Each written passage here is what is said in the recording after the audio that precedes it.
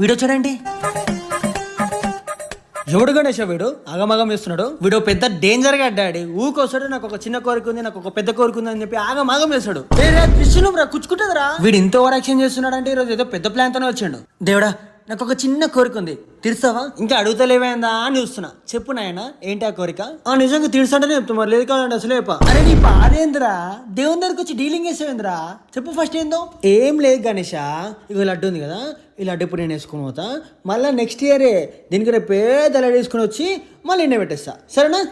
రే silent గా లడ్డు ఎడికెళ్ళి ఇచ్చినాడు, పెట్టేసేయ్. Full ఆకలి అవుతుంది, ఎందుకట్లా వేస్తున్నావు? అర్థం వేసుకోవచ్చు కదా. అరే నువ్వు తినడానికి వేసుకోతే నాకేం ప్రాబ్లం లేదురా, కానీ లాస్ట్ ఇయర్ కూడా ఫుల్ ఆకలి అవుతుంది అని చెప్పి 3 లడ్లు తీసుకుని పోయి అమ్మేసుకున్నావు. నాకు తెలియదా అరా నీ గురించి?